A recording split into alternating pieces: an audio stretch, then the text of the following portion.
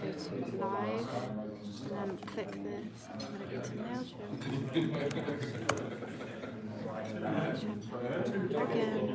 Yeah, I've got it.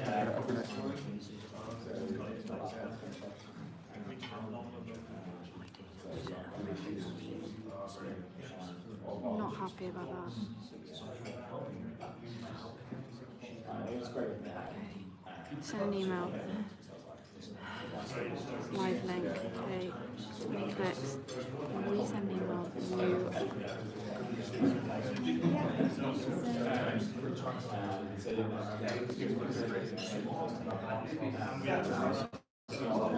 Yes, I do.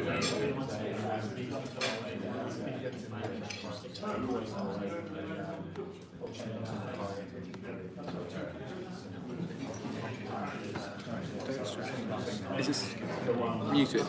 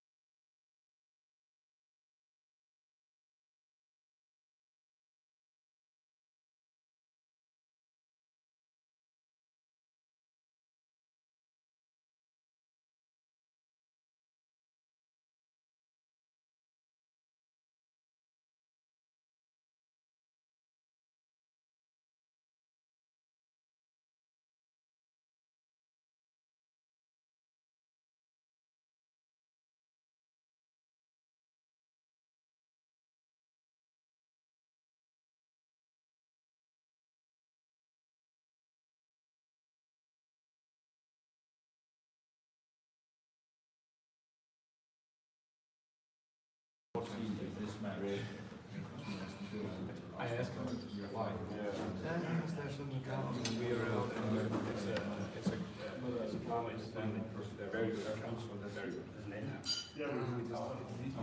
So I speak to collector, see it's almost million. Stop doing. Stop doing. Just wait and see. When you're around in the evening, look at it. We should ask Horizon to organize lessons.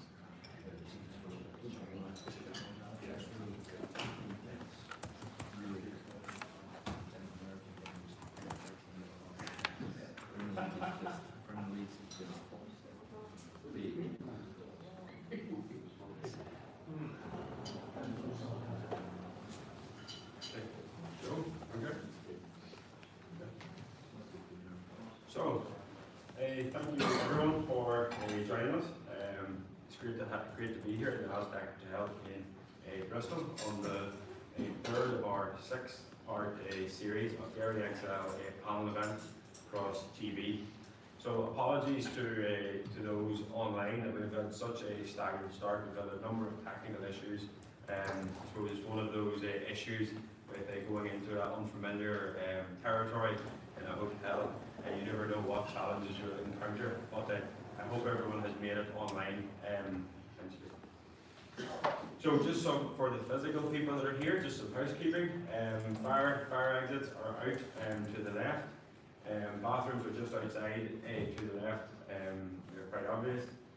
Phones, if we can have them on silent. And questions, we'll run through the presentations, and then after each presentation, we will give some time for questions on that specific farm and that specific topic. But then at the end, that's whenever we really want to get into the debate on some of the burning topics affecting large dairy XL farming, both locally and the farm. So I'm absolutely delighted to say that we have some very special guests with us, with David and his partner, Jess, and then Rick as well, and local dairy XL farmer as well, which is brilliant to have on the panel as well, giving us the inside track locally. So I'm just going to say a few words from what dairy XL really means to us locally and to Lally. Okay. So one thing that we always start with Lally is that the cow is at the central point of all the decisions and innovations that we bring to the market. They have to be able to produce milk as our core business, milk production. They have to bring that in a sustainable manner.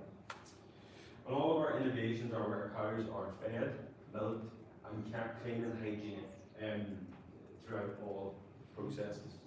And more so looking into the future, where we are today, and where the future innovations will be, that will also be much more into the sustainability piece. For example, we talk about the sphere, the exhaust, and then even into the data side with Horizon. Our key ethos is that milk production will be produced sustainably, profitably, and enjoyably. And one of the big keys to that is removing the repetitive tasks that we do day to day and replacing it with automation. So what does sustainability actually mean? We see this on the slide, it's sustainability versus public perception. Well, what does that actually mean? For us, sustainability at Lally means treating animals, people, and the environment responsibly. So as Lally, we are certainly aware that we are a long-term partner of our customers, our farmers, and we want to create an environment and a business that is worth handing down to the next generation, and a business that they want to receive as well. So we're there for the generational farmer and to promote that. We want to minimise our reliance on finite resources, on our fuel and our energy, and on our water as well. We see those obviously as finite, that they aren't always going to be there, and when they are, they will become expensive as they're highly sought after. So we want to approach farming circularity, making the most of the resources that we have on farm.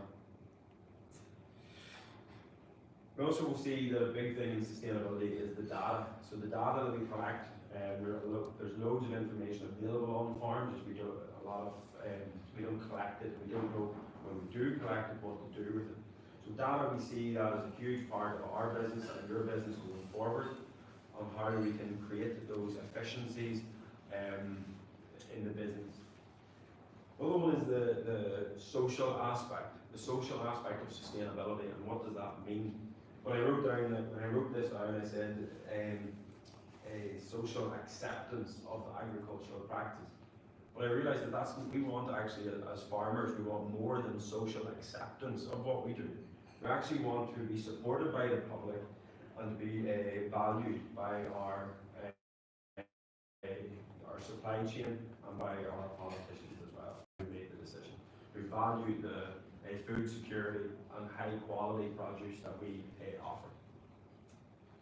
The next thing on our vision is profitability. All farms have to be profitable, and all of our innovations have to deliver a profitable bottom line to our customers. Profitability is not only, well, it's obviously financial, but there are also other measures of profitability, whether that is time with kids, time with family, whether that is healthier cows. So it is the drivers on that business, and as long as it aligns with the individual business plans and goals of the farm, we view that as a success. And the last one is enjoyability. This is a big thing whenever we talked about, for example, handing a business to our next generation. Do we want to hand them a life sentence that they would begrudge, or do we want to hand them a business that they look forward to going to every day, that they can grow with and will help them improve? So when we look at our Lally Dairy XL, so what is Dairy XL? Dairy XL is where we look at a specific farming segment of over 500 cows, 8 robots, 2 tractors, and we see that they have unique challenges. It's not that they are exempt from the same challenges as family farms, but they, as scale has increased, we also see that these challenges are exaggerated. So we talk about staffing, we talk about lean management, we talk about shed layout, cow health, we talk about all these things that on a smaller farm we can accept, but on bigger farms we have the ability to improve and become leaner and more efficient. But is it growing? So in 2017 we had approximately 120 farms milking 70,000 cows. In 2023 we have 300 farms and nearly 250,000 cows. So yes, it is growing. The trend is going in that direction. But why is it not growing quicker? And one of the things that we see as one of the big challenges facing Dairy XL adopting automation is this. It's a mindset shift. We are changing the belief system, the way of working that has worked for generations. Cows and staff are all structured around milking time. We now really have to let go of that and the control that brings and the routine that brings to give the animal, the cows, the chance to express themselves and to meet their own needs as individuals. We see that historic or the traditional milking system is built to milk cows.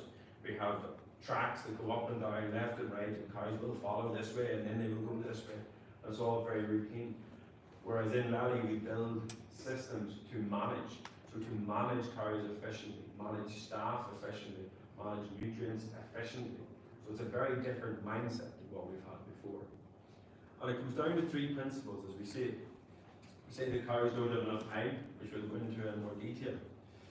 Labour organised around the cows, and the management and focus areas on the farm. Where do we need to spend our time, and where does the value come from? So the first one, cows don't have enough time. To achieve their genetic potential, do cows need to stand or be herded into collecting yards? Do they need to be held there while waiting to be milked? No, absolutely not. Cows, with automation we give, and free cow traffic, we give cows the freedom not to have to do that, to give them more time to eat and improve their dry matter, less time on their feet, helping foot health, to achieve their genetic potential that's there. Labour organised around the cows. Whenever we look at a robotic system, we see flexibility. So we see we have routine tasks that must be done. In Lally, we see the 9 cow touches These are 9 scheduled tasks, scheduled health events that must take place throughout a cow's lactation. We'll hear actually from Rick that is very, very good at one of his key things is minimizing those cow touches, or routining the cow touches and then minimizing the unroutine cow touches. So it really supports that.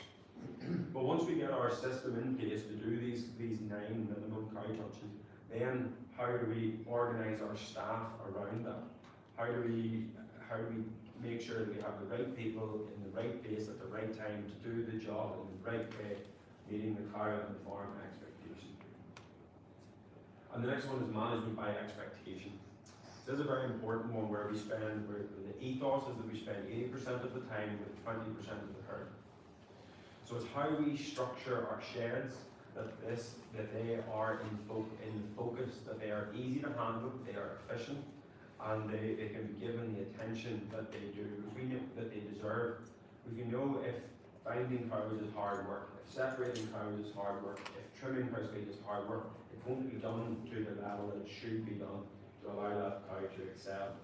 So we need to focus our time on those, focus and allocate the right time to those cows to do the best possible. But it's not just what we have, what we can deliver to our farms locally. We are, as Lally Dairy XL, we have a large community of bred cow farmers, and we can draw on their expertise, and we do on a regular basis. This is a map of where our Dairy XL farms are across the world, and it's brilliant when we can pull on all of this expertise, resource, to solve problems and share best practice with other parts of the world as we go through different challenges at different times. So once we are in this community, it's a fantastic resource to help new customers find their feet and help established customers further fine-tune their businesses. So that's a brief overview of what Dairy XL is and what it means to Nelly. But people haven't logged on online, and they didn't come here to hear me give a corporate presentation with what a Dairy XL is. Want to hear from our panelists. So I'm going to hand over to our first panelist.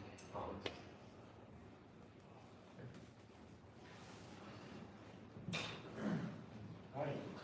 Thanks everyone for coming. So my name is David Trimmer. This is my wife Jessica, and we are Maelstrom Farms. So we are right. Let's see if this is gonna work on TV. Not really well. So we're right here. We're in north central Wisconsin in the United States. And so with that, let's get into some detail.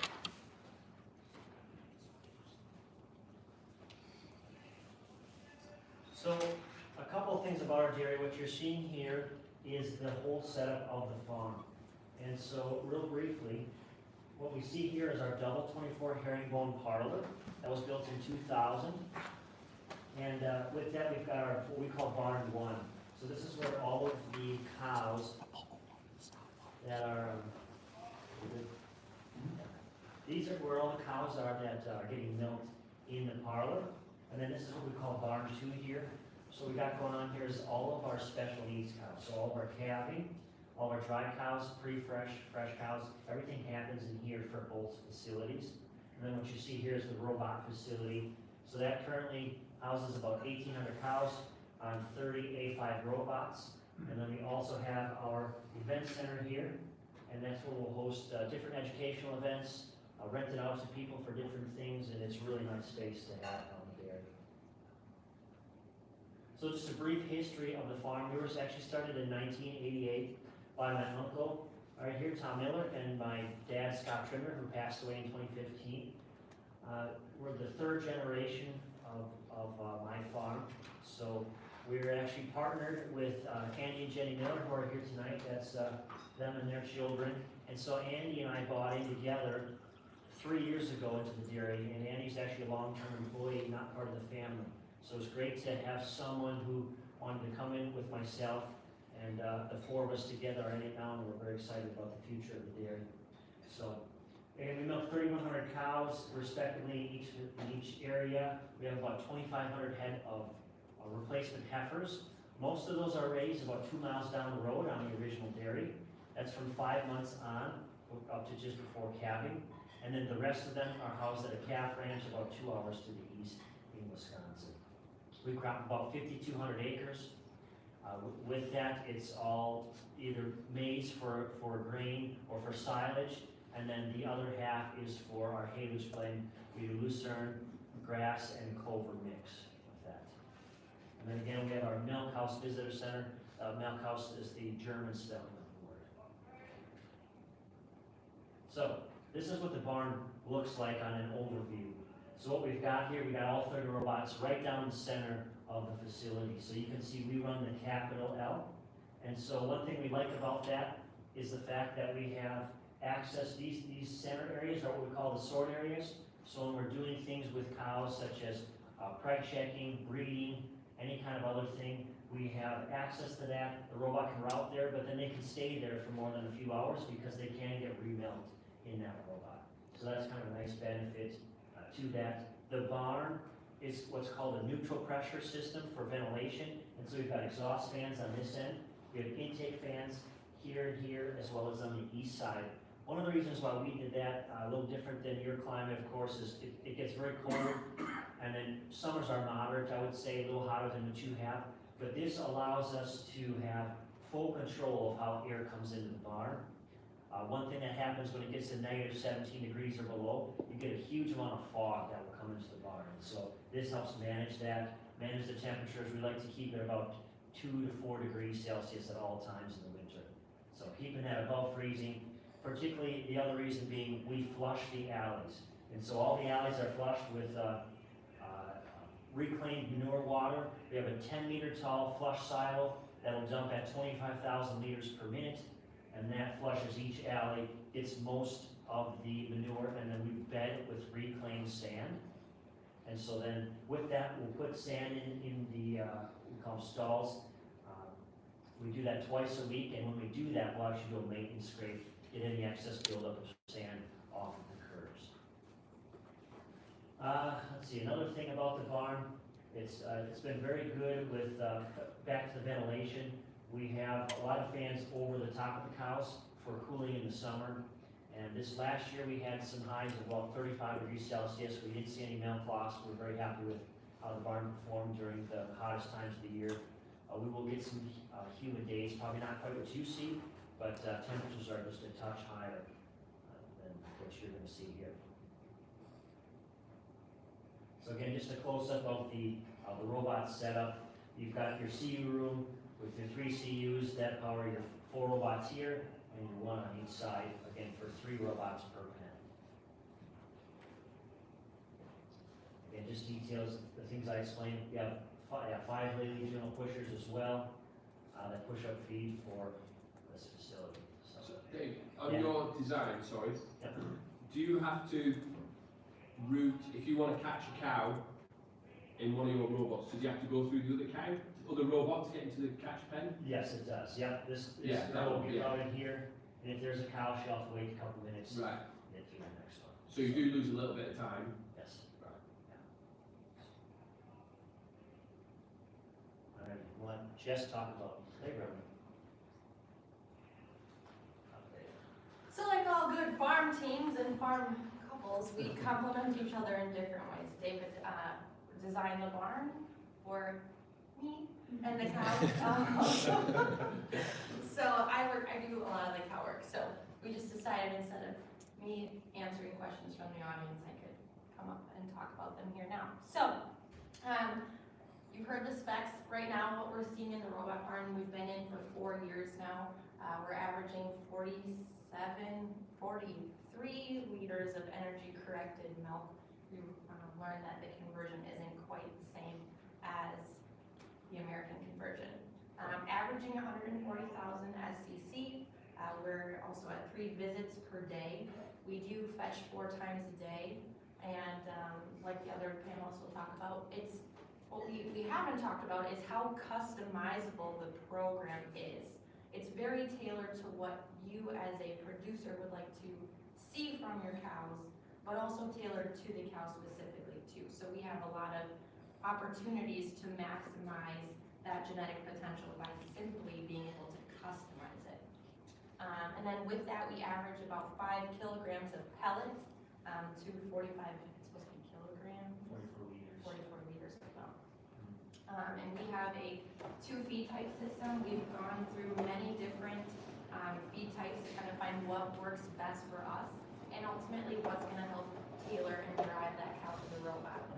Today, that means we're feeding corn gluten, and then we also have a custom robot pellet that goes to the early lactation cows, and then we start to tailor in the corn gluten later on. But we like that mixture. It seems to be working really well for us. Along with that, when we put this system in, we really, like Laylee says, we put the cow at the center. We wanted to make sure that we also provided her a comfortable place to maximize this efficiency and also to maximize that profitability on our side of things. So we put a lot of technology in compared to what we see over in our conventional system. So with that, we use the app, Laylee will use Q's tags. With that, we are breeding off of activity, so we are currently seeing a 33% preg rate with a 50% conception, and then 70% of those cows are just being bred off of activity, and then we move into a pre-sync or an off-sync program that we're breeding 30% of the cows. Again, too, like we've talked about, and I think in the U.S. we probably have maybe more resources closer to us, but as we get bigger, we're turning to more items in-house, and so just in the last year and a half, we started doing our own in-house ultrasounding. We do a small portion of breeding, but I think what we've seen and talked about is when you go into these systems and you get that buy-in on the efficiency and it's all about the cow, you elevate your people. And in that moment, when they're excited about what they do, they can take on more things. So it's been a great opportunity not only for the cows, but also for our people, because skill sets that we didn't know that they had or were interested in, we now can spend time and invest in them through the system, because they don't have to spend 8 hours milking cows or just having calves. So it's you know, it's more than just the cows. It's totally the culture of our farm. You skipped the labor. Oh, I skipped. There Okay. you go. Anyways, back to labor. You're probably like, how do you run this system? Magic, people. The cows do it all. So we have 6 full-time employees. Like I said, we have a really great team. So it's 8-hour shifts, 8 9-hour shifts. It's been a learning culture for us, just like other farmers. You know, we work from sun up to sundown. Our people really love to work, but we're trying to get that work-life balance in, and that's been huge for the robots. So now we just have to get the people on the same idea as the cows. Let's work hard when we have to, and let's take a break when we can. So we have, on 6 full-time employees, we average about 300 cows per employee, and that consists of a robot cow manager, so she oversees all of the tasks that come down to getting those cows in front of her every morning that she needs to work with or see. And then we have a robot maintenance manager, and he specifically does the daily checklist on all of the robots. So he'll go through and do calibrations weekly, feed, teat cups, and then he'll go through and check the bleed holes every day. And then if any alarm were to come up during the day, he is responsible for handling those alarms. And then we also are to the point where we're doing a level of our own scheduled service maintenance. So he's been a huge asset to us, and we enjoy having him. Like I said, we've kind of elevated. He worked 12 years in the maternity barn, and he's hung just about every stall in our new barn, and now he's lead on maintenance. So it's been incredible what he's learned. And then again, to complement those 2 managers, we have 4 robot attendants that work throughout the day, and they're mostly looking at fetching cows and cleaning robots throughout the day with the separated sand. We do a lot of extra rinses, especially on the teacups, and then also maintenance. So for the most part, when we talk about handling calls, major calls go to Jesus, and then the robot attendants will handle the less critical alarms, and they are capable of doing basically any cable laser swap out. But when they can't figure it out, we call Jesus or the maintenance manager. And then, like I said, we've been very fortunate We have a really good relationship with our dealer. He's also 30 minutes from us, so that's a convenience. But to this point, we've now come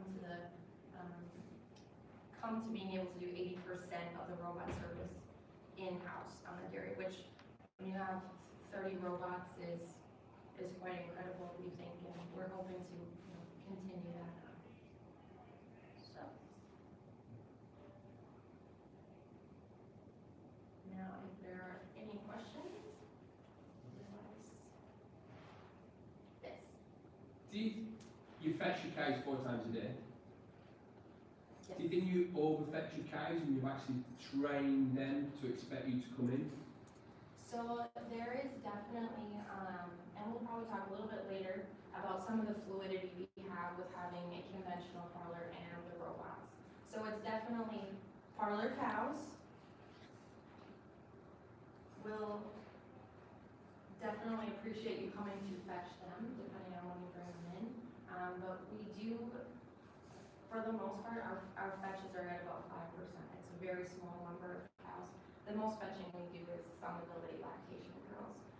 So I don't see it as a issue on the cow side, and it actually is a benefit on the heifer side, because it just seems to get the ones that aren't quite taken off. But no, I love to fetch maybe one less time. It's just, we see that extra advantage of making sure that the fresh cows are getting in closer to that 3 to 4 times. It seems to really help with the efficiency of getting to peak and then persisting out a little bit faster. Just more efficiency. But I mean, does it matter if you don't fetch a late cow? By nature, she maybe only needs to be milked once or twice. correct, yeah, we average, I think, 2.5 milkings on the late lactation cows. For the most part, I'm more of a cow person, but again, when we're working with people and we're managing, and some of the things we now have in Horizon for managing, I would like it if they'd at least take a look at her, because if she's not acute and active, but is maybe on the tipping point, I want to make sure that they're at least eyeing her over when they walk through the pen. So no, we have a couple of dairies around us too, that when they put the late lactation pens in, they just stop fetching altogether. We just haven't, we're working on that release of, they will come in, we know they come in, it's just we know they're also very lazy on that late lactation group. But no, I do agree that 4 times a day, from the conversations we've had across people in the US and just us here this week, it's, maybe a little too much. And two, I'm all about efficiency, so if I can reduce the time I have fetching and I can do other things, because we again have a heifer facility and another parlor and maternity, and if I can maximize where I can allow people to come in, and they're very skilled people, add them to my other crews to make sure that I'm elevating all the way along. So that labour, no carving, no transition, no foot trims. So it's just milk production. Correct, this That's is it. Push just, trims it is. well, yes, we don't in-house trim, so Yeah, this is so only that's per labor yeah. getting the cows. Those to 6 the guys shed. have been trimmed. Yep, correct, so no feeding, no sand bedding, no trimming, No scraping. this is just running the barn. Yeah, well, we flush, but then Yeah. he'll scrape. So when we run foot baths, they'll do a maintenance scrape on it, so very minimal scraping. But And ECM is still up 3.5 and 3.2, right? Correct, yeah. Yeah, so like I said, it's about 43 liters at a 4.1 and a 3.2.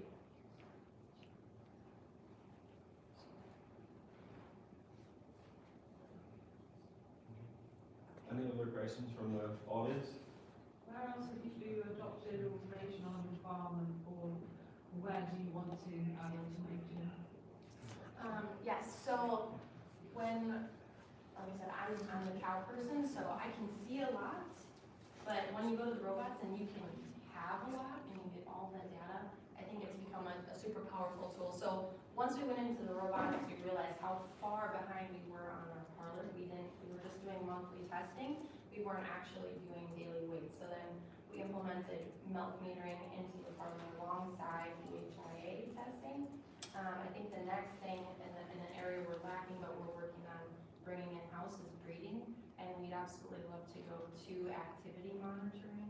And then just as far to as lockup times, we would like to be able to throw attention faster at certain fresh cows. So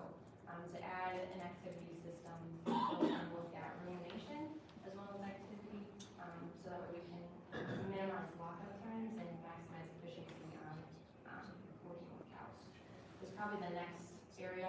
We're also in the process of, looking at bringing our wet calves home, or keeping our wet calves at home. And so now it's, what type of feeding system do you do? And on our size, do you go automated, or, do you go into calf huts? But similarly, like Rick will talk a little bit about, and Neil as well, we are, and also what we talked a little bit earlier is we're all starting to be more aware of animal welfare and trying to make sure that we are bringing the best light to the public. So in 2030, we have regulations coming that we will no longer be able to singular house calves that have to be paired. So it's kind of in that realm as well. So I think that's interesting and cool when we've been discussing stuff that we kind of, the similarities, yet some of the advancements we've made in different areas. So anyways, long-winded, but that's what we're looking at. And then on less cow side, I guess you could say, so we do have 5 junos. It'd be nice if we made a nice large dairy juno that could do more cows, because there's like Roverdeck is a company that has one that claims to do 2,500 cows with one pusher, and so something to consider. But the other thing, we have looked at vectors, how that could be incorporated, particularly just in the robot facility. Right now, due to battery capacity, it'd probably be $1 million project. We need four, maybe even 5 vectors to do that farm that you saw. So if you get that down to 1 or 2, and then for us, it's not your traditional feed kitchen. It would be commodity boxes where you got corn silage, haylage, premix, and loading is quick and efficient. And yeah, so, but again, right now, just theoretically, probably $1 million with maybe a kilogram of milk more. So, just in the long term, thinking about it. So. Have we any questions online? No. What was the key driver to putting the robots in, rather than just, doubling up the parlour, or? Yeah, so it was a good long process. We started checking things out in 2016, just myself personally, and then in 2017, more people got on board. 2018, we looked at rotaries and robots, as well as steel bell robots alongside that. And we felt long term we wanted to expand, but just to throw a big rotary in front of the parlor and working through that, and then also labor costs. At the time, especially, labor was getting very difficult to find. The animal welfare side of things, a free flow setup versus push them into the holding pen to put them in the parlor. All of those comp performance kind of led us to, let's go the robot route. And then in 2019, we did start with 18. We didn't jump into all 30. So we started with 18 robots, and then after a year, the cows really took off and did well. And we thought, yeah, we definitely got to finish the barn. So we made it so you could add it to the rest of the width. And so then we had the last 12 robots, and that's been very, very successful. Do you have any cows that go just through the parlour and just through the boxes? And if so, what's the yield gap? Average yield gap is going to be right around 2 liters a day. So, yeah. Nearly 1,000 litres a day. What's that? Nearly 1,000 litres a year. Yeah. One thing we've seen that's really exciting, our top cow we've ever had on the herd was in the robots. It was 90 liters per day she was doing. So, yeah, it's really good topping potential, and then hopefully continue that. So. Do you see any cost benefits related between the two different ones on cost of production or labour, etc.? Yeah, so what we do is we compare the two for all of their metrics. And so those metrics are going to be feed, labor, energy, which is electricity and natural gas, repairs, maintenance, chemicals, and reproduction, some health stuff. And overall, when you put them all together, it's about $1 a hundredweight, or 1.7 pence per liter in favor of the robots. And that was prior to our change in the pellets that we're feeding and the company that makes them. For us, we were around that $330 per ton, and now we're down to $240 per ton. So a huge change that's going to be hundreds of thousands of dollars difference. So That just took place 2 months ago, so we do a quarterly this comparison, so we'll hopefully start to see what that looks like. Because robots are always a touch higher. And this is all based on milk, just to keep it even. It's all based on per hundredweight of milk. And so, so we're excited to see what that brings. But it's always been about $1 better. 1.7. We've just had a question from online, guys, from Ben. Can you see any other health conditions between parlour cows and free cow traffic cows in the barn? Yes, so as you saw, our layout is quite spread out. So in the parlor, the girls definitely get their steps in, so we do see an increased amount of lameness, especially in the summertime. David talked about the ventilation. I think that's been huge. We don't have cows up on their feet. They're comfortable in that barn. So yes, we see a fair bit more lameness. I like to think that our parlor crew is doing an amazing job. So we will see a little bit of increased mastitis, but not significantly different than in the robot barn. And otherwise, cows are very healthy in both herds. So we do have pretty low incidences as is. One of the big burning ones will be a longevity. I think we've talked about that, I suppose, as a group a few times. It'd be really nice to open that debate again with everyone on what a longevity looks like in your situation, system versus system, and then what it looks like in robots before and after as well. So maybe open that one up later. Yeah. Okay. So any further questions before we hand over to Rick? Okay. Thank you.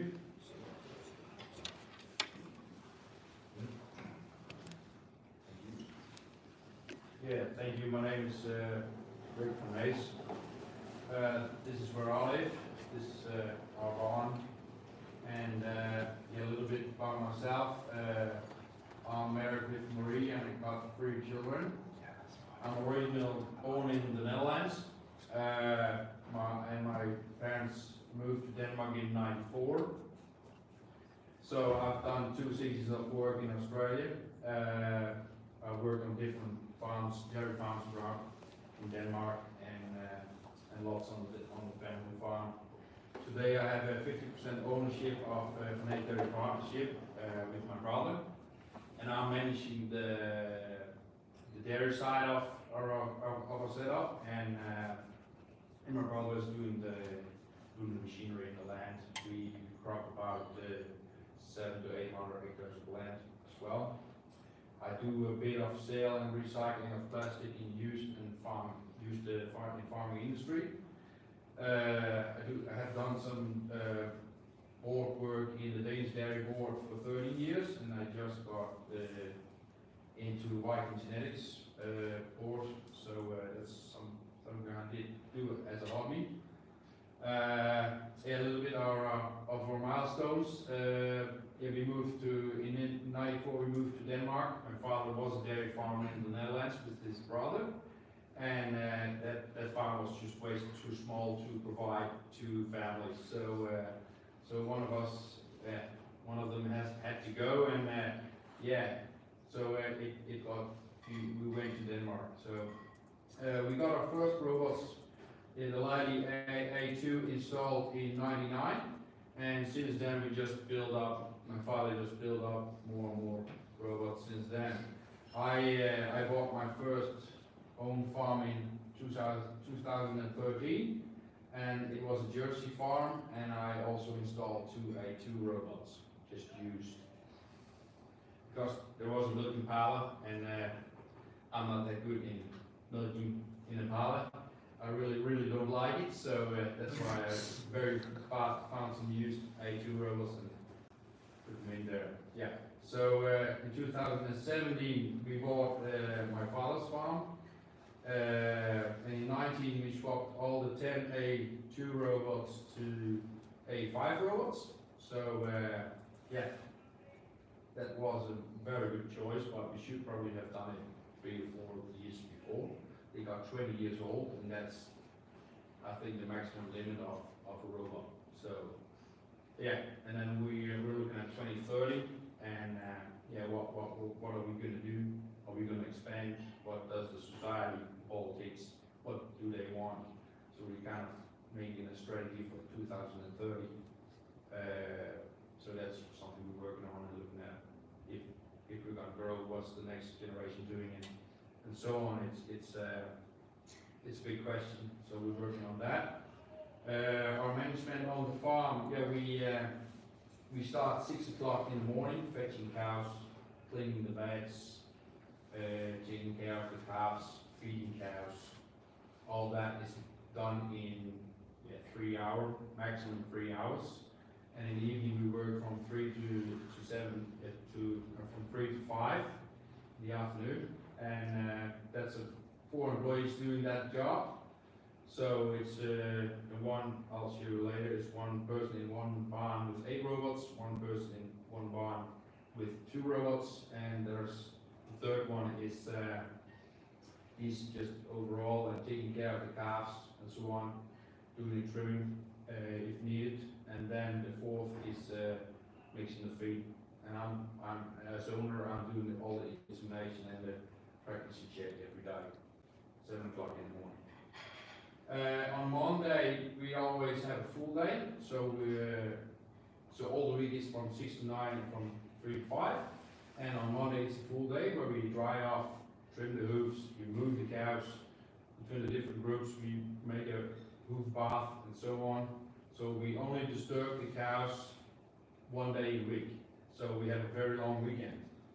So that's all our touch points are only on Mondays. So our production per labor hour is 738 kilo ECM in energy corrugated milk per hour. And it's difficult because in Denmark you have one way to calculate the ECM, and in the US it's a little bit different. So I don't know how to take care of that, but at the moment we are yielding 36 ECM per cow. We have 5% of fat and 4% of protein. So we have our herd is 20% pure Jersey, 20% pure Holsteins, and the rest is rest of the crossbreed between Holsteins and Montbéliard. This is our farm. So we have all the salad pits right there. This is our manure storage. This is the old barn where my father started with 2 robots on each side of the barn. He expanded with putting one in there, and then he put one in there, and then he put one in there, and he put one in there, and I put 2 in the other farm with the Jersey cows, so there were robots everywhere. And then in 2011, my father chose to build this setup, but we only finished the half part of it inside. So in 17, when we got into we bought my father's farm, we finished it. We put all the robots in one barn with the 2 robots in this barn. What we're doing here is we are having our calving. This is our calving area, and the first 2 weeks, week or 2, they will go into this pen, and we milk them with 2 robots. And actually, it's probably they're pretty spoiled because we're only having 50 to 60 cows on 2 robots. And why do we do that? It's because we don't have a milking parlor where we can go back to. So this is our milking parlor set up so we can concentrate about these cows with 2 robots. And it also gives the advantages of the heifers are giving more time to teach because they don't get pushed away by the old ones. So there is plenty of free time on these 2 robots. That also makes me push these robots to the maximum, so we have a free time percentage of, I can probably push it down to 3 to 5%, but that's also the maximum. So we have been yielding 2,500 liters on 4 of the robots, but Jerseys will probably never get there, but they have the solids, so yeah, it's always difficult to measure that, how they're going. Yeah, this is our setup. Yeah, the taken care of barn, the hospitality barn, what we call it, and then we run our first lactation, second lactation, our jerseys, and then the older calves. The jerseys are fed the same way as the first lactation, and then the second lactation and third lactation and so on get fed also on the same TMR. The startup group is also get fed the same like the jerseys and the first setup. So that's how.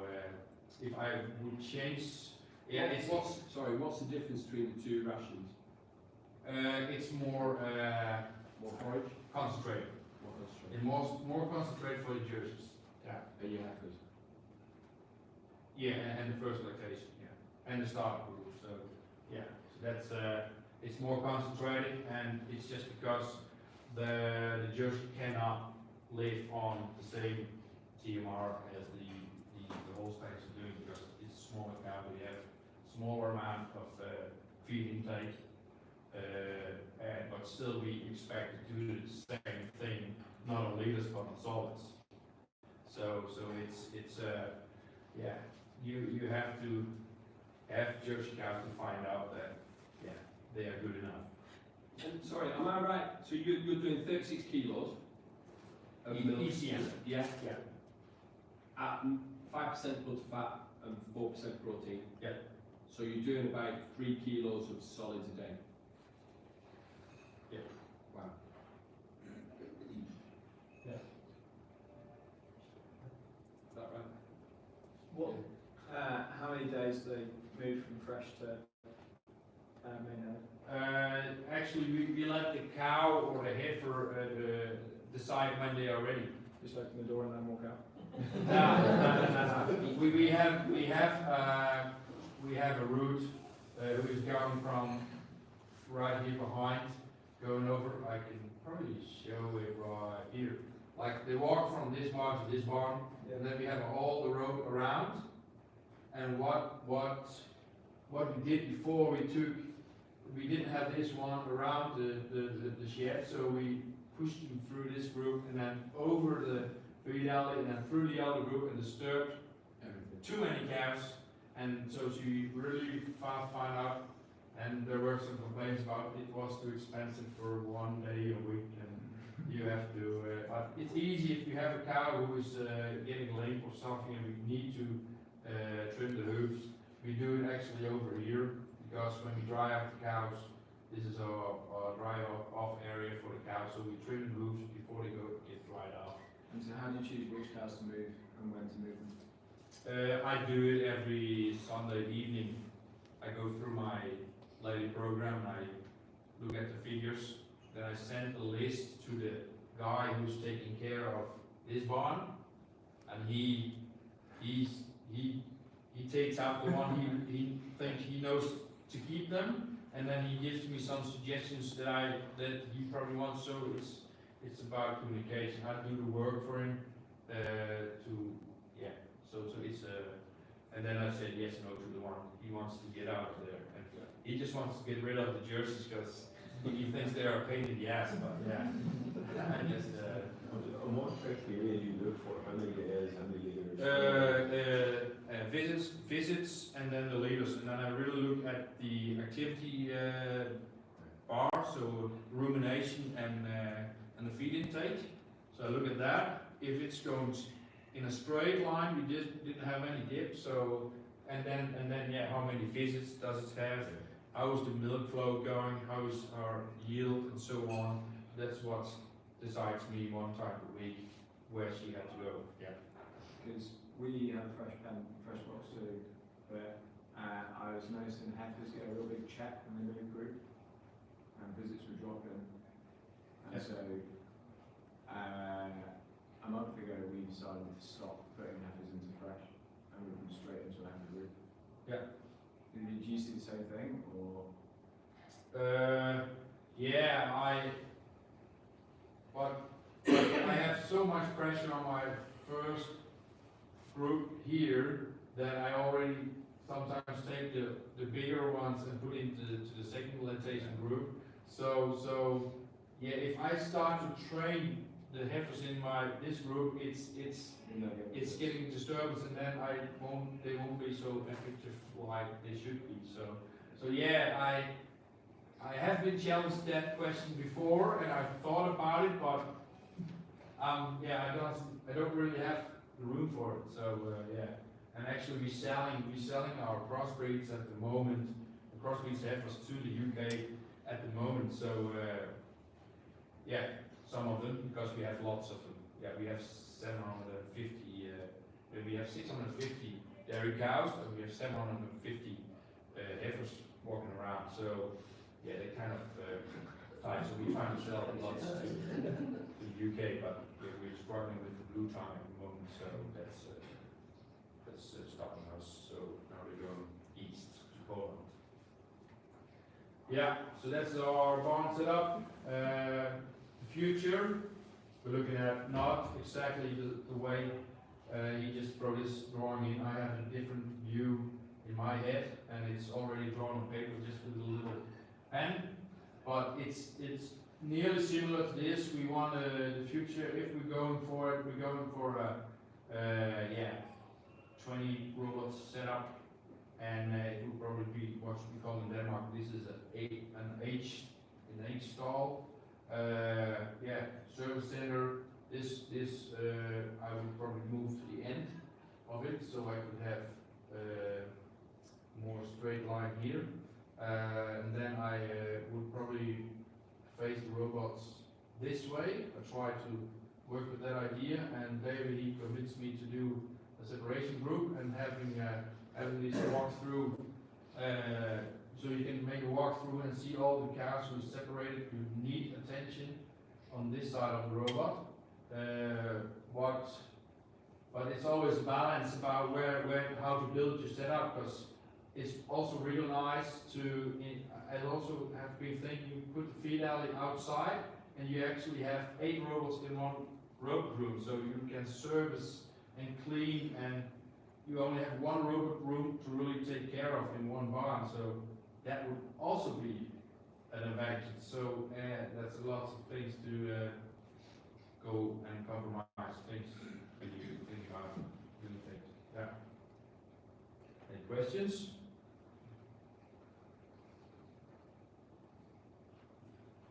Any questions from the audience? Which cows do you choose to breed replacements from? Although you look about the same to it, yeah. It's in the Nordic country we have Nordic Total Merit, so it's NTM where we are breeding for, and I just look at NTM, so the Nordic Total Merit we look at the highest one are getting sex semen, from the Holsteins are getting pure Holsteins, and then the worst Holsteins are getting Montbéliard, and that crossbreed between Holsteins and Montbéliard are getting sex semen from the Viking Blue. So we're going beef on dairy, and the reason I call it Danish or Viking Blue is because we have taken the Belgian Blue breed and put it up like found the most calving ease, so we can use them on our dairy cows. Even the Jerseys can work with the blue setup. So and that's also sex semen, so we exactly knows what's going to be our future cow and so on. And the Jerseys, we just keep them straight clean Jersey. We don't crossbreed them, but we even go beef on Jersey or just clean Jersey. Yeah. What was the thinking behind crossbreeding your Holsteins to Montpellier? Why did that? My father started doing pro cross, so he had the Swedish Red and Danish Red, and then he had the flag fee instead of the Montbéliard, because he went to a trip to Austria and got lots of beer and thought that was a good idea. And then he came back and bought a lot of semen, and so that's. But that really made me think when I saw those cows coming in. There was much variation in the flag feed.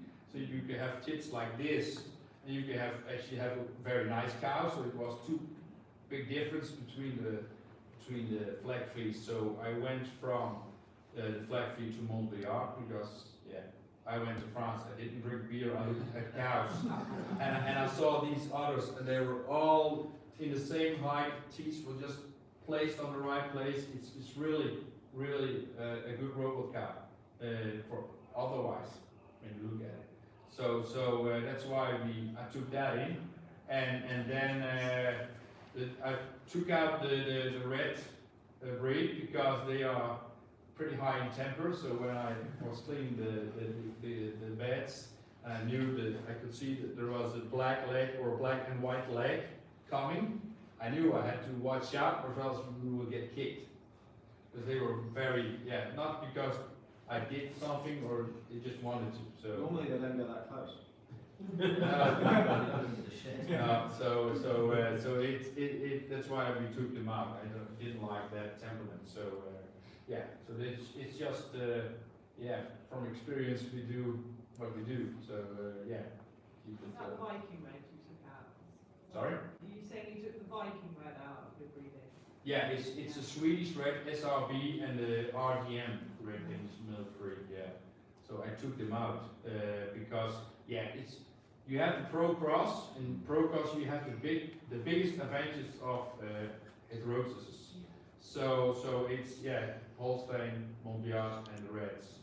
But I took the Reds out because so reason. Do you find the Monty Holsteins last longer, or more fertile, or more robust?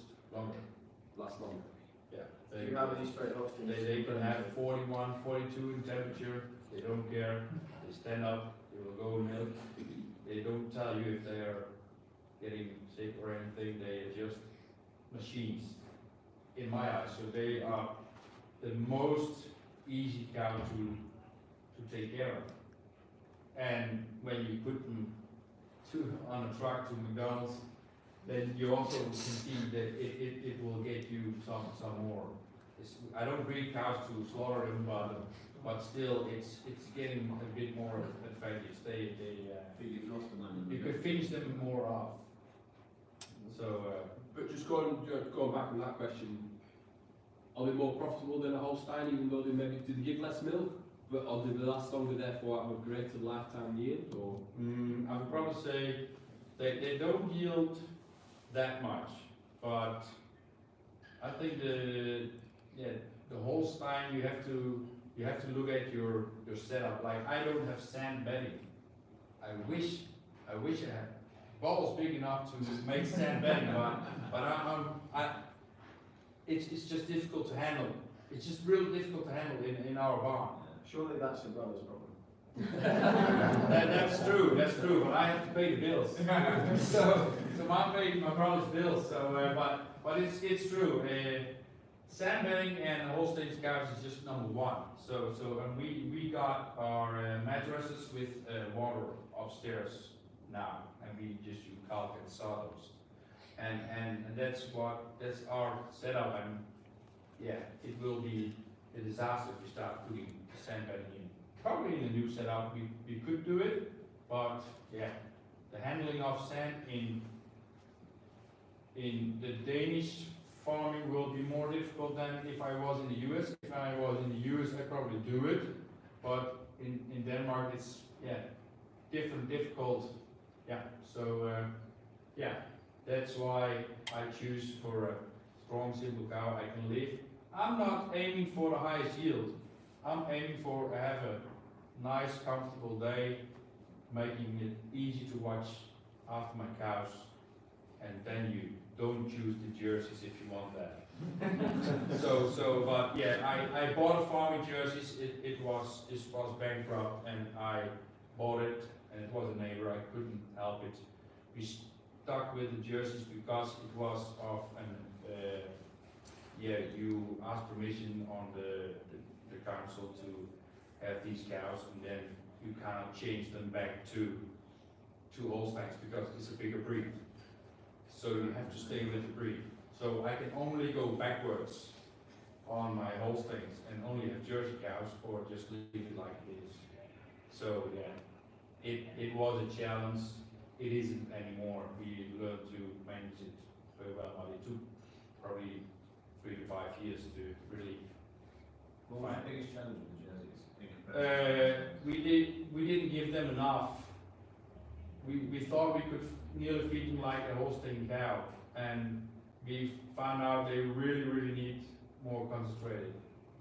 Yeah, and the feeding setup in the robots was also a combination of a Holstein, and so we divided that feeding, so they're getting because they have less milk but much higher solids. Yeah, that was very difficult to so we it's managing thing. We also find out many different ways to do They things. get milk feed with mid-lactation. Yeah. So yeah, that's how it is. What would your 305 day average on jerseys be? 305 days. I think it's we're yielding. Our average is 11,800 ECM on 305 days. Our average on the farm. I think we're heading towards 10,000 on the jerseys. Yeah. So so they're going all right. Yeah. Yeah. So yeah. So that's nearly a ton of solid to carry then. If it's 10% solids for your jerseys, 6 and 6% good fat, 4% protein for jerseys. Yeah, it's nearly 10% solids. Yeah. Yeah. And in average, we're doing the 9% Yeah. solids. So yeah. And what we feed the cows, that's also something to do with that, because 3 years ago we started, I don't know, in Denmark, if I translate it straight, it's feeding beets, so it's a sort of sugar beet, and we have maize silage, we have some corn starch, and then we have grass silage, pure grass, and then we have 35-40 hectares of sugar beets, and I can probably show you here. Yeah, when we chop silage, we keep about half a meter down from the top of the silo. So we chop our corn silage and put them in the silos.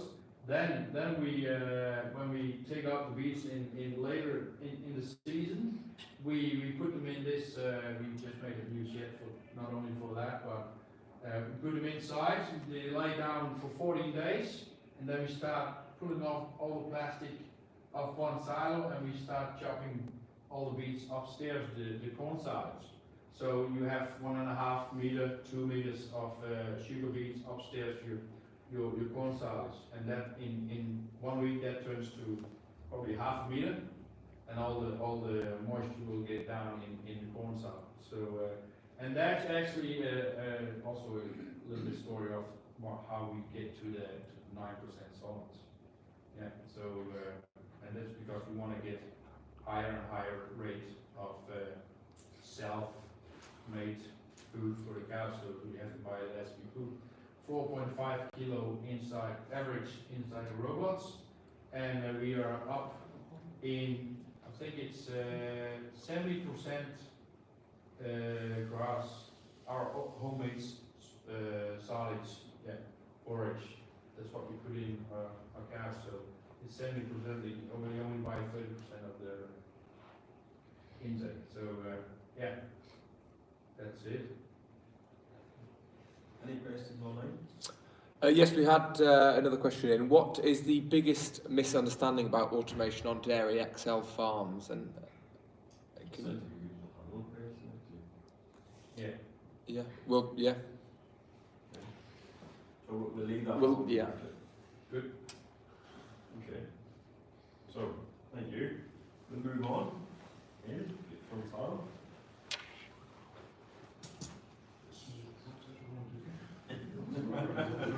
We got a lot of knowledge.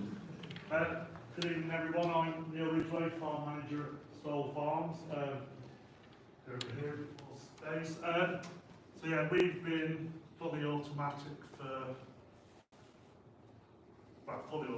6 months, but the first robots went in 14 months ago, so we're a 3,000 acre mixed farming estate in Wiltshire. 780 Holstein Friesian cows, all pedigree, and I'm already regretting putting on there that we've got 3 jerseys as well. But I think that was nostalgia, and I must have been on holiday with Rick when he got drunk. I do recall it being late at night, but we've also got the 500 kilowatt AD at Sharket. Also on the estate, 2,000 breeding ewes, all under a high-tier stewardship scheme. And then an outboard unit that's producing all the forage for the dairy, young stock, sheep, and then grain in the form of wheat, barley and beans that we sell. You can see on the picture there, that is the Sharket dairy. Hopefully you can tell from the colour, we've got a new shed at the bottom, but the original 3 sheds from when the dairy was built 10, 11 years ago. We had an old 38-point internal rotary and 2 cubicle houses. We have reformed inside, outside. The only thing that remains standing were the steels in the roof. So as far as we could, we made it exactly how we wanted it, because the one thing I've learned over many years is if you make a compromise in the design process, you'll regret it for the next 20 years. So yeah, and the whole ethos of the farm is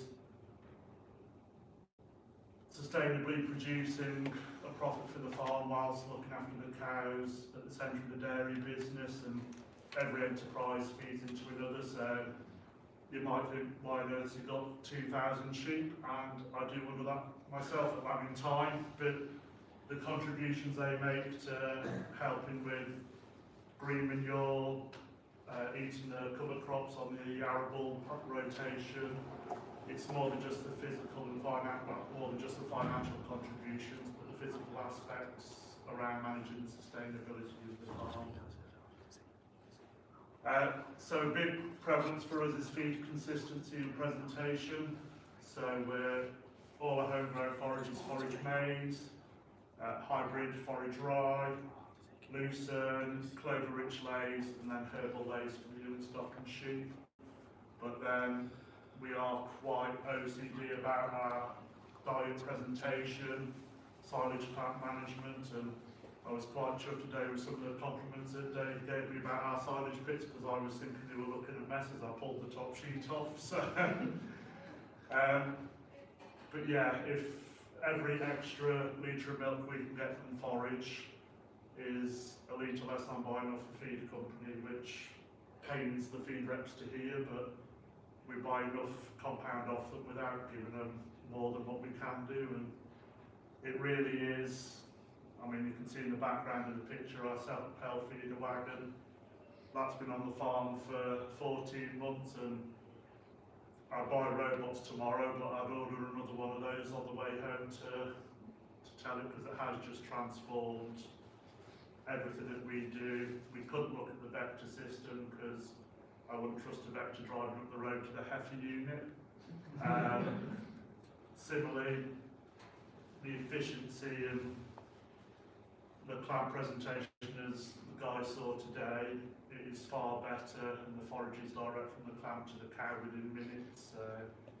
That feed consistency and presentation really drives us, because we're producing milk for Arla, and we're in the second quarter of their new sustainability incentive, and for everything that we focus on, we haven't fed soy or such for a long time, but we are achieving 66 points on the incentive scheme, and the maximum's 80, and the only 2 I physically can't get is for grazing cows. So I'm trying to work around that though, but so yeah, feed presentation quality.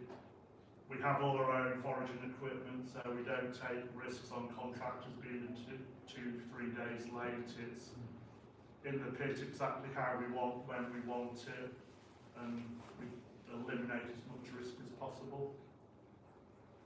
So the dairy layout over the last 14 months, we'd installed 12 A5 astronauts, compromising of 3 sheds, 4 robots, catering for 220 cows. Each shed is split into 2 groups, so we realistically have 6 groups of 110 cows. With that, I was listening interestingly about heifer groups and fresh cow groups. We run 2 fresh cow groups, well, fresh cow and a fresh heifer group. Then later on they move into a heifer group or cow groups by either lactation age, size, weight, many contributing factors that we haven't really pinned down because we are still quite a juvenile system and we like to think on our feet and keep ourselves excited. But then we've got 7 of the new Discovery collectors which have transformed our system, going from an old scraper tractor and scraping out twice a day at milking times. The collectors have just transformed youth health around our place, and I'd recommend anybody buying A5s to buy the collectors at the same time. You will not regret it. And then we have 2 Junos which travel around the farm, not always restricted to where they're meant to be, as many of our visitors have seen now, and it's especially surprising when you meet them in the silage pit when you're coming down the clamp when you're pushing maize in. But yeah, so we have gone all out on the automation, and it's been an exciting 2.5 years since we started the project, and yeah, people told me I was mad and couldn't do it, and I proved that I was mad and could do it. So yeah, the numbers after 12 months, it's been exciting, and some people say it's not that great yet, but we were coming from a very mediocre performance on the old system. So we're at 37.6 kilogram average at the moment, bearing in mind that 43% of the herd are first lactation heifers, calving in at around 23 months of age. We are really excited for where our performance will get to when those heifers mature and we slow our replacement rate down. So yeah, daily milk, we're producing over 2,000 kilograms of robot already. Again, on some systems, you can't even dream of that, and yet we're starting to wonder, yes, we're averaging 55 cows per robot now. Is the efficiency better off at 50 cows per robot doing 2,400 litres of milk? But then drastic changes on our cell count and mastitis, they have just plummeted. We had a reasonably good cell count before, but our mastitis rates, I mean, 20 in the 100 is still pretty high for where we want to get to, but with the advancement in the different quarter milking systems, there's a lot of people that things on conventional parlours would say are unrealistic, but when you see, for people who are milking conventional parlours, when you see what the robots can do and achieve, a lot of it is just down to that quarter milking system. And 3.1 milkings a day, we collect cows twice a day and heifers 3 times a day, so to be getting 3.1 milkings a day is quite phenomenal. We have cows that we let milk 6 times a day if they're doing 60 litres or more, and I can't wait to get home and tell Chris that Dave's got a cow doing 90 litres, because that's just dreamland for us at the moment. But yes, that's given us an average yield at the moment of 11,500 kilos lactation average. Preg rates still not good enough for us, but again, where it came from and what we're doing, we have had 18 months of being a building site, and when I left Wiltshire this afternoon, the concrete wagons were still coming in on another project. But the real impressive one is nearly 3,500 litres of milk from forage. 18 months ago, we were just a shade over 1,200, and yeah, 42% lactation 1 heifers, and I've bored a few of you guys already when you've walked around Stoll on various visits with everything we've done, but the transformation from conventional milk into robots, I stood there amused a few weeks ago when two farmers were arguing about the size of the rotary parlours, and one was bragging about 100 stall rotary, and I just stood back and pointed out to them they were completely missing the point that why would you put a conventional parlour in when you look at the cows after 12 months of being on robots and they are just a complete different beast of an animal, the social interactions, and I'm quite keen to go back and explore our touch times because we don't have any segregated handling. We have ways in which we can do it, but you can see everything's on self-locking yokes. Vet routines take us 20 minutes a shed on a Monday. We roam and walk AIing, and the biggest factor that not many of us spoken about tonight, we've spoken about labour, but the quality of labour that we now employ as well.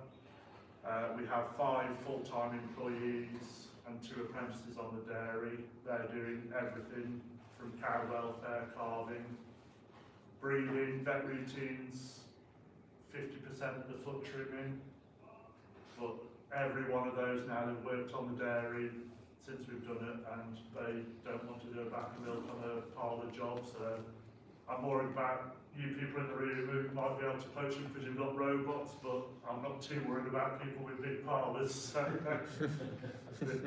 but yeah, it has been a big road we've been on. Luckily I've had plenty of experience with robots, but a big step that we made in the change was I made sure that none of the staff listened to anybody else bar what I was telling them, because I didn't want them to bring preconceptions about this is what Joe Bloggs does with 2 robots and goes home at lunchtime, because we still arrive at 5 o'clock in the morning to check calving cows and collect cows, but we treat each shed as a separate shed, so one person is responsible for a shed. In the afternoon shift they'll change around, do calf feeding, the calving pens, but they'll always come back to there's 5 sets of eyes, 6, 7 of the apprentices, all seeing different things around the farm. We love the amount of data from the robots, but you still can't be a professional set of eyes. Don't tell my staff I call them professionals, please. But yeah, it really is a big credit to our farm, the team that we've got on the farm as well. So yeah, I think that's the last slide. Yes.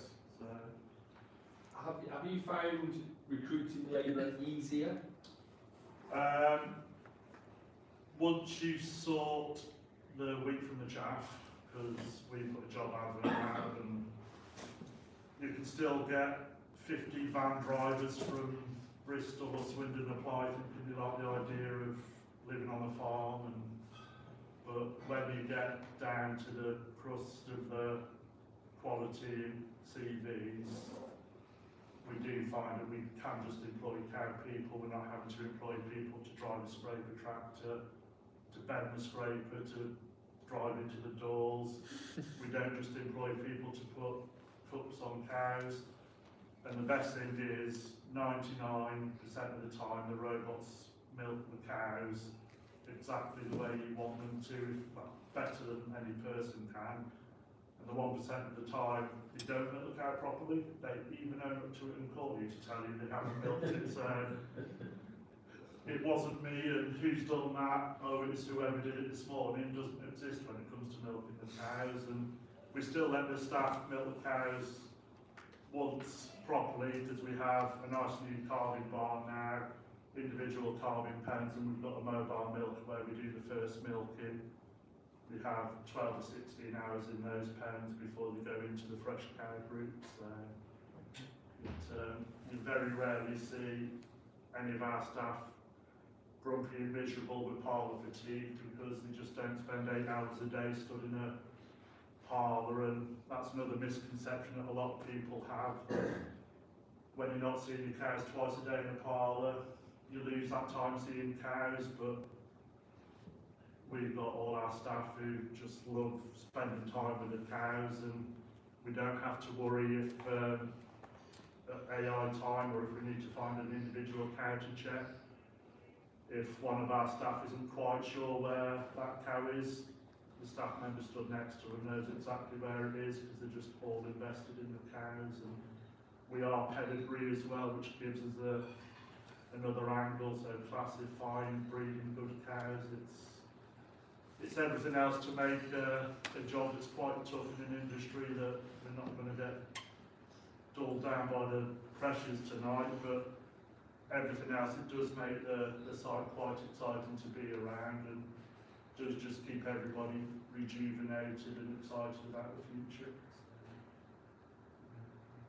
What were your components when you face it? Just over, well, combined it's about 7.5% pushing out. But then there is all the equations through where we want to be with sustainability and such now. So it's, for drilling it down to solids, we're still doing over a ton of solids a cow a year. So but then the big thing on a large farm like us, litres dilute the other costs as well. So and where we've got to in 12 months, we've got some of our cows now that we're on the robot doing 13,000 litres a year. The volumes that we're talking of now, Chris dried 10 cows off yesterday. Between them all, they've done 160,000 litres in 1 year between them. And we've got a 4th lactation cow projected to do 18,000 litres in 305 days this year. She's milked 6 times a day, and she's a proper bill payer. You don't see her. She was a little bit of a struggle to get in calf, but what's the point in serving a cow doing 60-70 litres milk at 70 days? Because you're only going to be driving her off doing 40 litres of milk anyway. So it is one of those things that we're very excited at the moment what we've invested in the infrastructure, but we've invested twice as much time, energy, passion and money into the genetics that in 3 years' time, when all that genetics is shining through, it's, fingers crossed, it'll be where we want to be. So, yes. On the genetics, what are you selecting for then, for your ideal robot cow? I don't believe in robot cows. Any semen rep who comes to me and tells me he's got a robot-ready bull gets a very short answer of, have you ever tried milking the bull? So, yeah, but, well, we've all spoken about it this afternoon. We don't breed cows that you wouldn't milk on a parlour. If you're expecting a robot to milk a cow that you wouldn't milk on a parlour, don't breed cows, because ultimately you want a cow that's robust, legs, feet, udders. Teat placement is prevalent, but what we're actually working with ST, if we can mention other companies, we've given them access to our milking speed data so that we can select bulls on milking speed compared to our data, because we're being a pedigree herd classifying, we don't trust the data on bull proofs for milking speed, because everybody can tell the classifier, oh, she's a bit slower, but I can make a coffee when she's milking and such. And when you really are refining the parameters on robot efficiency, the data that you know isn't sound in those proofs just don't cut the mustard for us. Would you say there's a call for this data we're gathering as often automated systems to be used more widely for bull? Yeah, I mean, I think that's one thing that the people at the Oval know, that we are very keen on the Dairy XL side, because what we push for, because everybody knows what the backing is of our business, finances aren't an issue for us, but I can assure you the return on the investment is more critical, and just everything that we can do to get that extra either extra litre or penny less cost. The way larger herds are dealing with it isn't just your average 2 or 3 robot herd now. It's downtime is critical, because we know if our robots are down for an hour, that's 1,000 litres of milk we're not getting back, and it's just thinking of a system as a 24-hour system, not just the operating hours, because it gives me joy when I can be called out to don't do the robot calls. I'm on the AD emergency call list, but I enjoy going down to the AD plant when she rings at night, fixing a problem down there. Takes me half an hour to drive out the farmyard because I'm just cow watching, enjoying the cows, doing what we do, 24 hours a day. And well, I think one of the ladies with us today was almost eaten by one of my cows. She was being that inquisitive and social. We now have a new term, was it cow feeds instead of selfies you were doing today? So but yeah, no, if we can carry that excitement on and pass it on to others, because like Dave was saying about their education centre, we've got similar at our place, and some people have entertained it already. So yeah, that's us. Don't think there's any more questions, unless Graham's got a burning one. Due to your number of heifers, how did you find getting them onto the robot first? Did you train them at all, or we thought about a lot of ways, but we really focused in on the training exercises. It's quite amusing, but when we started up our third shed, we didn't have any startup support from Laley because we'd already trained 400 and something cows onto 8 other robots. We were quite confident we knew what we were doing by then, but instead of doing it dribs and drabs 20 at a time or such and that, we brought a lot of quality genetics in from other farms as in-calf heifers, so we could get a constant spread through the year instead of just having a bulk of heifers arrive in one go. But then when the final shed was complete, we did go out and buy about 160 milking animals, whether it was heifers or later lactation cows, which none of them were robot trained. We do buy 20 in-calf heifers from a local robot farmer, but we literally had a 24-hour-a-day system for 5 days. We didn't muck about with tying gates up with bale and twine. We doubled up on bungee gates and made sure the layout and design was right, because the amount of designs that we tore up and started again just to make sure we got it right, and I was quite proud of the fact there was very little, if nothing, that we changed from the first shed. The third shed that we finished was pretty much identical, so whenever, if ever, we change cow groups, it's the same layout, there's no dead ends, it's all light, airy, loafing areas outside, so yeah, there isn't many things, unless I'm being hypercritical, that we would change, but we're talking even more money to change what I would do, so.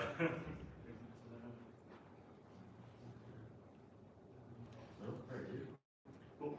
Right. Thank you. So suppose we now move on to thank our presenters for what they've spoken about their own farms. But I suppose we now want to open it up to the floor and to our online guests to talk about, to the panel, about what their view on certain topics are. So can we start off with the one that Joe first came in with, on one of the biggest misconceptions? So, I don't know, as a group, what do you think of robotics? I think personally one of the earliest preconceptions was that robots do the work and you can just sit at home personally, because that's the complete opposite of what we do. If any of my staff or prospective staff turn up thinking it's a robot farm, it's an easy life. Yes, you don't stand in the parlour for 8 hours a day, but you work damn hard to make sure the cows, and like Jess was saying, it's finding the efficiencies to deal with the problem cows, so you can spend more time with the cows in a way you not do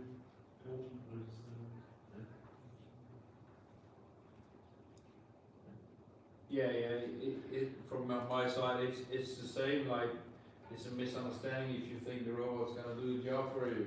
It will, but you still have to be there and look after your cows. You can just do it in a different way. And like the data you got, it's more, you got it every day and you can It's kind of. consistent and reliable. Yeah, so. It's doing one aspect of the job for you, which obviously frees you up to do the other bits better.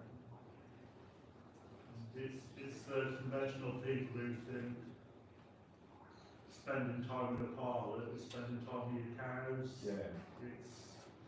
It's a completely different mindset, because when you're in a parlour, you're looking at maybe 2 legs and 2 or 3 teats of the cow, depending on how you milk them. But when you spend that time with your cows in the robot system, you've got all the data behind you from what she's done, however many times a day, however many days she's been in lactation, from milk temperature to cell counts, mastitis, fat, proteins, weight loss. It's that time you get to spend with the cows with it all at the palm of your hand. It's a completely different way, and it excites our team for looking at good quality cows and having that data with them. So. David and Jeff, what were the misconceptions that you, when you started your robotic journey? I would say the big one just being that you can't facilitate robots on a really large scale, and I definitely think that's been disproven now. How you handle the milk, how you get it to its final location on the farm, those really aren't problems anymore. It's really been pretty easily solved on how we handle that, and then how we set up our barns to be able to milk plenty of cows with plenty of robots. Yeah, I think something we talked about earlier is, we talked about, exploring rotaries and what does that look like. And we're like, oh, it's so much easier to throw up a rotary to get your cows milk. But just the amount of time and the amount of cows you now have to push through that rotary, plus the amount of staff, and then you look at the efficiencies that we've now gained by going with robots, and just, we have new challenges, different challenges. But we're still doing cows, and I'll be completely honest, like, before David and I got married and this was a plan, I was like, you're absolutely crazy, put a rotary up, because, like, we're gonna milk our cows and get it done. And now I'm like, I don't know why I was ever that way, because I like to just go walk cows, so it's, definitely that you can get more efficiencies out of a rotary than you can out of robots. You can get a lot more efficiencies out of robots, we just haven't looked at what that scale looks like, because we've been too afraid of the price tag and too afraid of what the service costs are gonna be. And it's also that fact that we talk about efficiencies in a conventional system. When you add up all that time the cows are walking back and to in the shed, stood in the collecting yard, in the parlour, you don't really appreciate that. So you've got no parlour to look at, and I can pretty much say bar an hour a day when I'm cleaning beds and really in the cows. The other 23 hours a day are productive. Yeah. What is it on a conventional system? Because I know what it was on our old system, and it was quite shocking. So. Any questions from the audience for the panel? What would your advice be for a conventional producer, shall we say, who's got maybe a rotary or something like that that's coming to the end of its time? What would your advice be to him or her or them? Neil, you should go first. You just Thanks, you've been through it. I was actually talking to one of our neighbours today, because we've been at another meeting, and they're in that position, a rotary parlour, it's 20 years old, and he said, look, we graze cows, and I was like, don't look at my example, because we don't graze cows, but the misconception of grazing cows and robots not marrying up is pretty nonsense these days, like Dave was saying about milk flow and milk collection around the farm. If you've got the infrastructure for cow tracks and a grazing platform, robots is an ideal way for that as well. So the one big thing I would say, if you've got the support of Lady to do a project, 99.9% of the time, if you're dedicated to that project, it will work. Whereas other companies, this is just my personal opinion from what I've seen in the industry, other companies might say it can be done, but if Lady have said it can't, Lady are the ones with 75 years experience, is it now? Yeah, no, they Yeah, I know where I put my money if I was a betting man, so. So Jess is a builder now?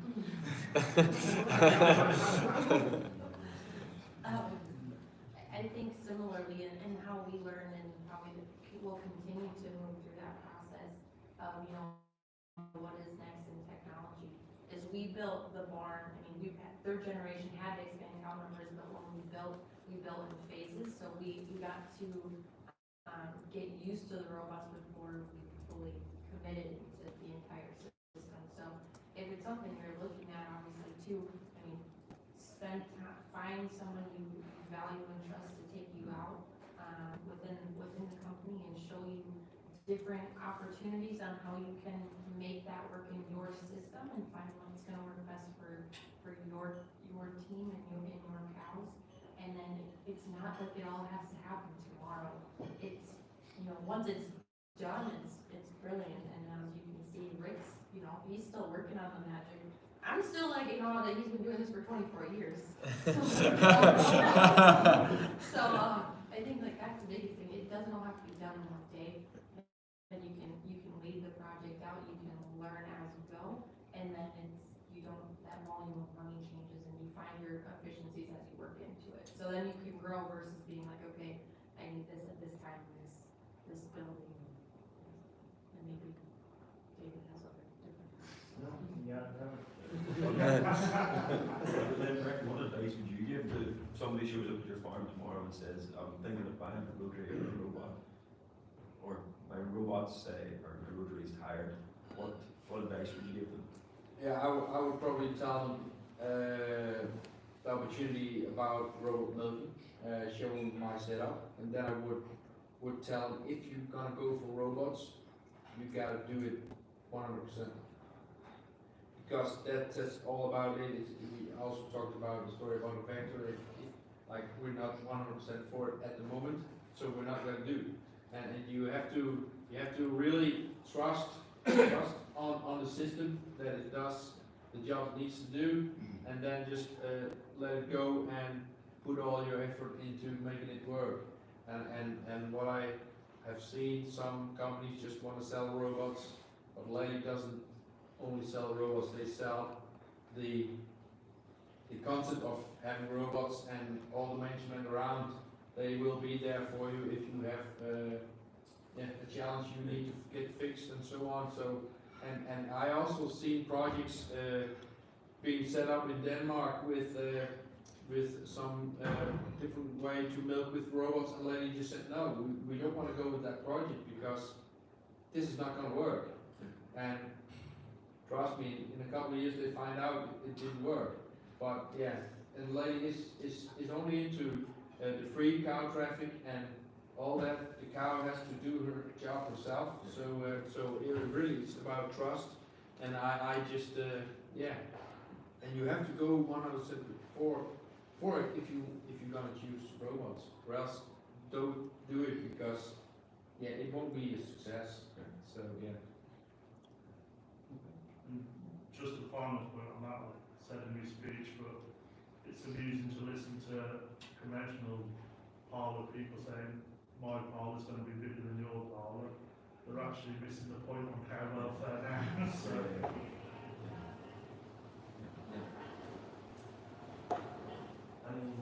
Well, one of the things that I would actually like, and Neil, you had such a good approach to it, but I want to know more about the staff piece. So I wrote down staff retention, staff management, and the profile of how that changes. Because before, you guys on a big parlour, you needed cups on, you needed spray. There's a few very, I suppose, routine jobs that you had people to do. how does that, and you can now compare the systems, how has that changed?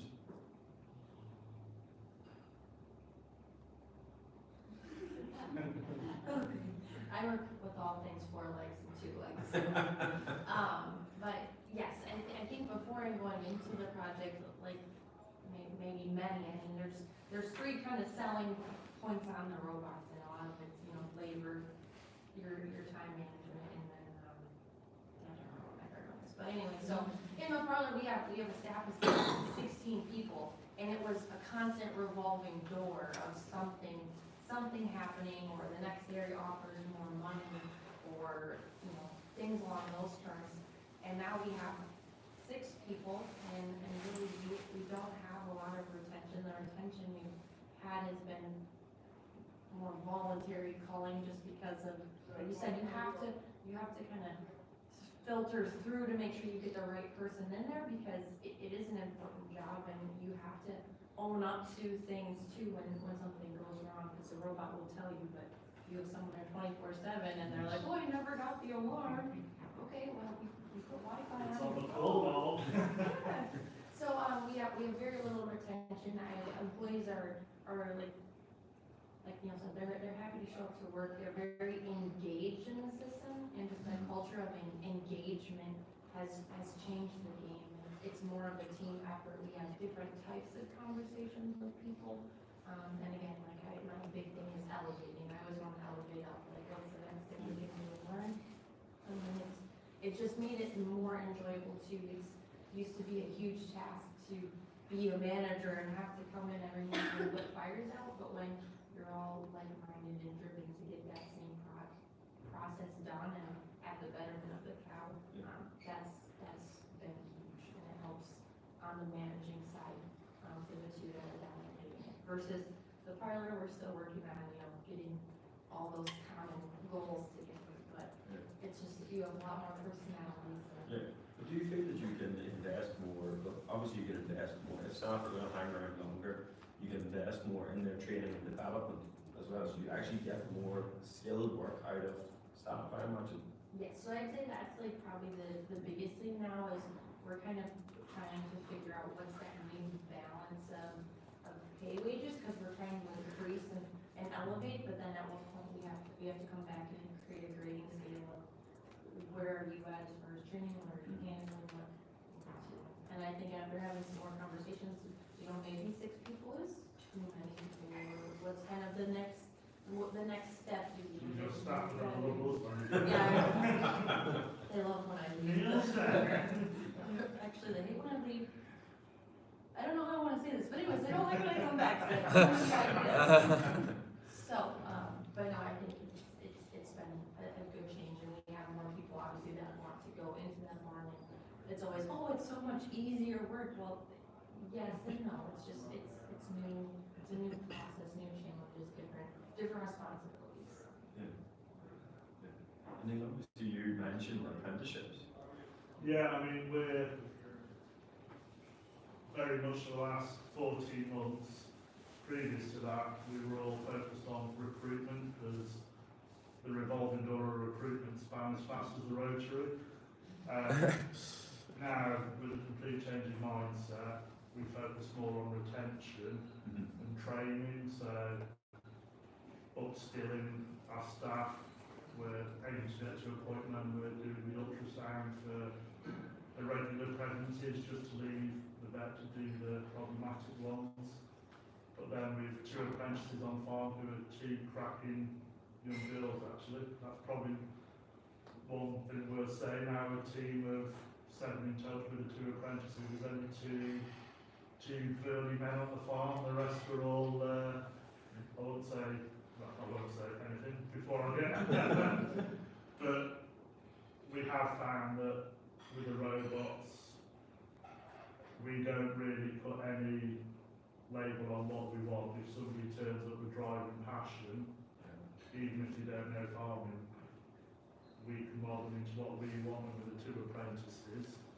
If we're not willing to train somebody who we want to work in our system, then how can we rely on whether it be a college or another farm to train somebody up then be attracted by an advert at our place, to then arrive for a job with us and not, well, be in the headlights of a big juggernaut that is the Juno driving around the yard.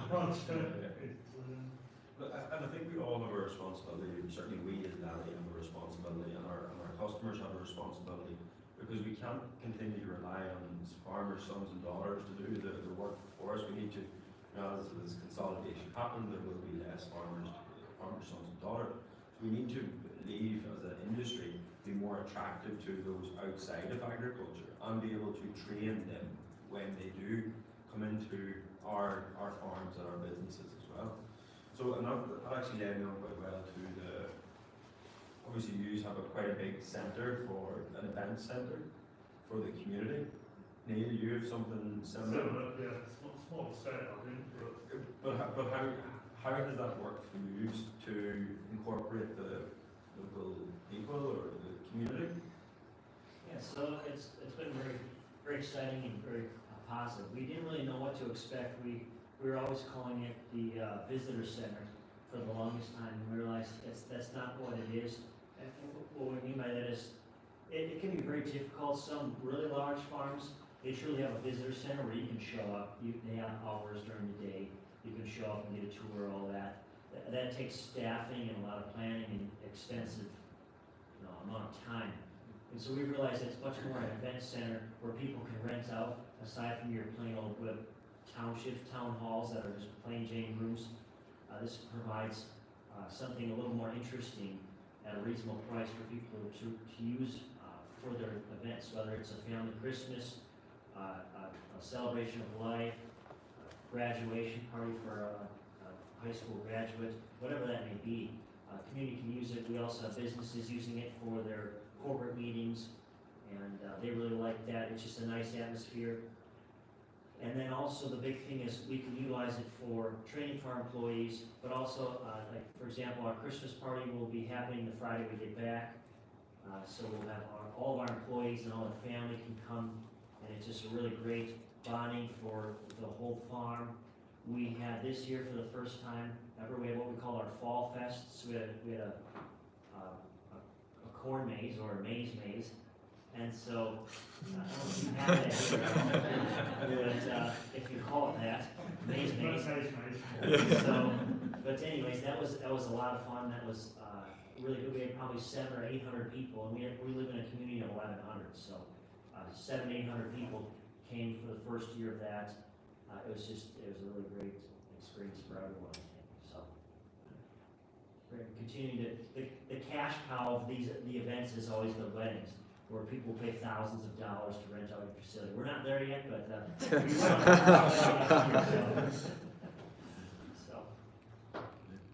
Any thoughts on getting closer to from a society perspective?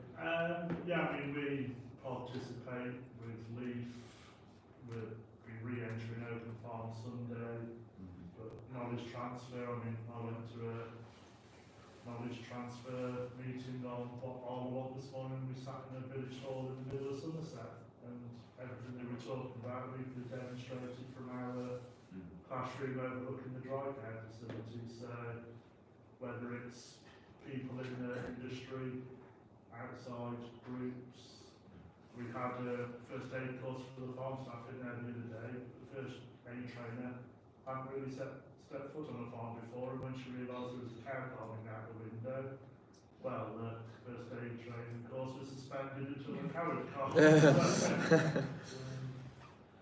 But yeah, very much just maybe not the weddings and wakes and things, but I don't think Greg would come and boil the kettle for that. So whatever you want.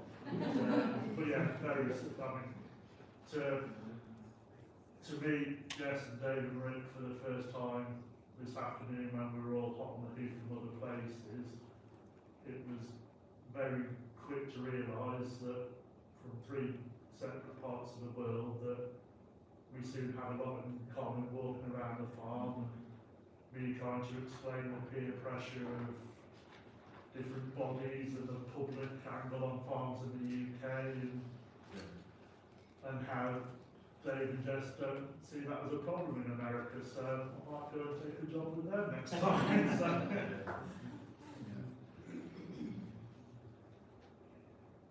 Any other questions from the audience that would like anything online? No. Okay, look, if there's any, or is there any questions that the panel have for the audience here? Before we close? No? Okay, no, that's fine. So look, with that, I want to thank Neil, Rick, Dave and Jess for joining us tonight. It's been an absolute pleasure having you. And such an insight into your businesses and your view on robotic milking and your view on conventional milking as well. So thank you so much for coming. I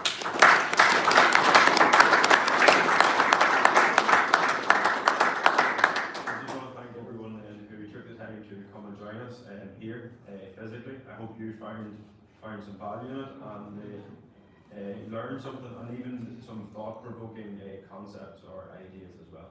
And I'd like to thank everyone for joining us online as well. So thank you everyone. Cheers.